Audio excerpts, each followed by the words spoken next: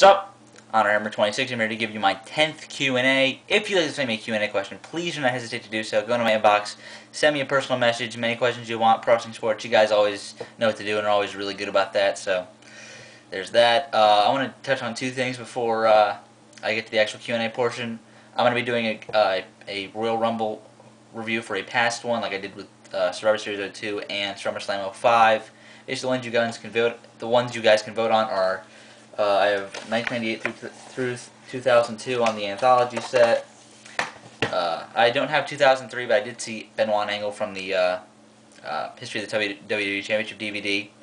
I have 04, 05, 06, 07, and 08. So one of those, I guess that's 10 you can vote from.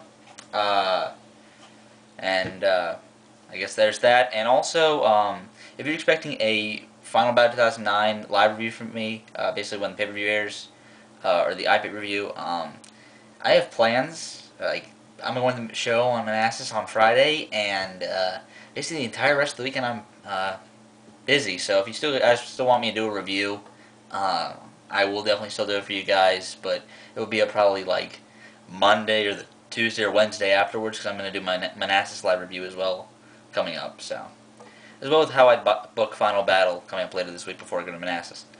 So, basically, tell me about all those things. Tell me you're waiting for the Q&A portion, but here it is. Alright, first question from Bigratthreeten. Do you trust the WWE will keep Kingston's push, or do you think they will drop the ball like they did with The Miz? I hope they do. Kofi Kingston is a very, very good in-ring worker. Basically, the Miz's push wasn't towards the main event; it was for the United States title, and it hasn't really stopped yet. Kingston's push would be a lot greater, and basically, if Sheamus can win the WWE Championship, why not Kingston?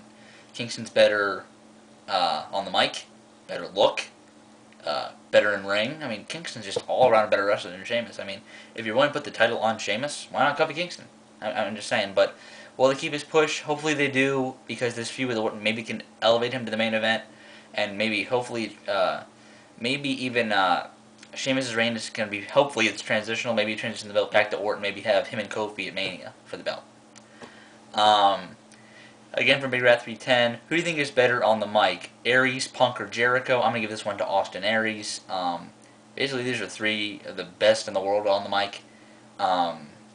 As True Slayer said in his video, the only reason he watches Raw right now is Jericho. I'm going to have to agree with that. Jericho and Evan Bourne for me. But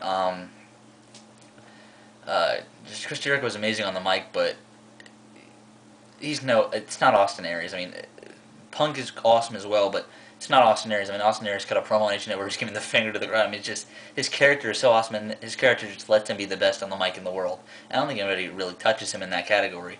And just Austin Aries is just becoming such an awesome guy in a promo. I mean, basically, I thought the best guy in ROH when I went to my first live event at Contention was Nigel, and he outshined Nigel so much in that promo that they had back to back in my eyes.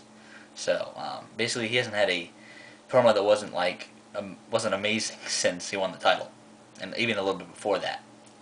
So, final question from Bigratthreeten. Who do you think is better in ring, Aries, Punk, or Jericho? Over the longest period of time, I'm going to say Chris Jericho because he's been around longer. These are three different styles. I mean, Aries is kind of given more of a chance in Ring of Honor this year. Punk, I mean, had a chance and ran with it, but then was kind of shot down by WWE. And Jericho, but I'm going to give this one to Chris Jericho because, I mean, Big Show's not good of an in-ring performer. I mean, he's alright, but he's not anything like Jericho. Chris Jericho has been way much of a consistent performer. I think he's actually underrated a lot of fans are seeing how awesome he is now, but they really didn't realize that back in 02 or 03 when I realized that then, or at least I think I realized it then. Like, I was wondering why he wasn't being pushed to the title back in 2003. Like, I think if him and Goldberg and he was I think he was in that Elimination Chamber in SummerSlam 03, but I think he should have been just up there with them instead of feuding with like Christian.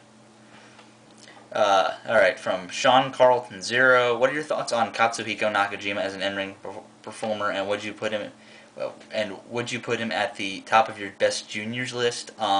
Basically, junior, for those who don't understand, juniors is basically like light heavyweight or cruiserweight, and it's way more valued in Japan and Mexico. Um, Nakajima, for his age, is probably the best wrestler in the world.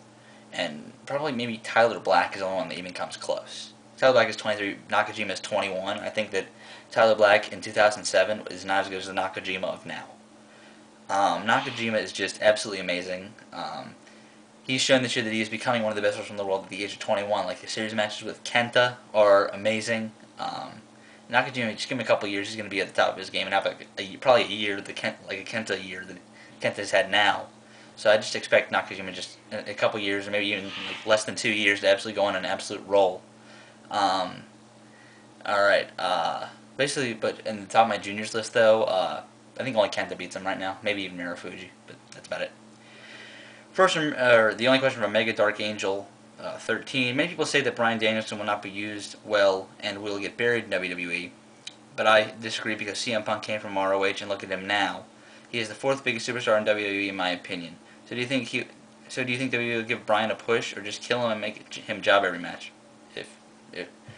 All right. Bryan Danielson is 10 times better than Sheamus, and Sheamus is the champion.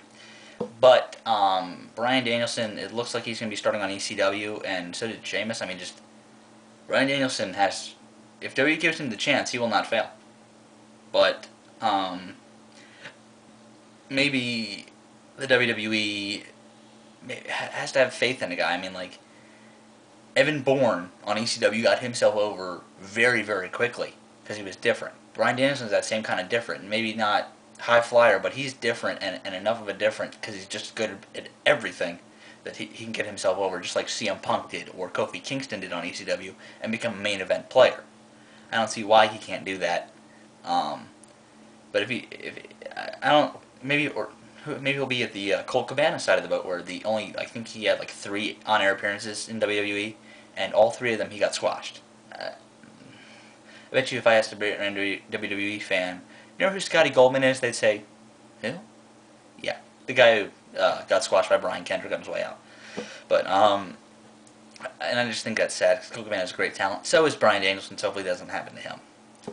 First from GJ Mix 617, how would you feel about seeing a Roderick Strong versus Austin Aries world title feud in Ring of Honor, and see Strong going over? I personally feel that he is underrated and deserves the championship, let alone a title shot. A lot of Ring of Honor fans feel the same way you do, including myself. Roderick Strong is no doubt is probably the best Ring of Honor wrestler. Never to hold the ROH, which I've said that before. But probably no one you could argue. Maybe is Alex Shelley, or definitely Christopher Daniels, or one of the Briscoe brothers. But consistently wrestling on the indie circuit like these two have against each other, this is probably the second best indie feud of all time. Probably behind Joe and Punk, only because what that did for the indie circuit, that revived the indie circuit to a high extent, those 3 sets of matches, Ring of Honor. But I think they've never feuded over the Ring of Honor world title, so I would definitely like to see that. They can put on great matches against each other. They've proved that time and time again. That's basically the only reason to watch the Undeniable pay-per-view, aside from maybe if you want to see Nigel win the title. Definitely, I would not mind seeing that at all. I know GJ is Roderick Strong is his favorite, so I definitely he would like to say that Aries is one of my favorites right now, along with David Richards. So, and again for you, GJ Mix 617, do you feel ROH is going mainstream in a few years will kill the business? Because I love the way they are going now, but look at what it's done to TNA. Really, well, going mainstream, I mean, they're not really mainstream now, which is part of your question, but because they only reach 13 million TVs on HDNet, but definitely Ring of Honor can, I guess, makes things more casual friendly. Like, because TNA's had a ton of warning signs. Like, imagine if TNA continued on the roll they set in 2005 and early 2006, and they were still on that now. Imagine how amazing that would be. Ring of Honor can no doubt do that. They have Cornette in the back that can help them. They have Pierce, who's, no matter if you're a hater of him, you cannot say that Globe Honor is not going to be an amazing DVD and maybe one of the best shows in Ring of Honor history. I mean, you cannot say that, or you cannot argue that fact. Basically, Ring of Honor should just keep it the way it is right now. They're doing a good job. I'll see you guys later.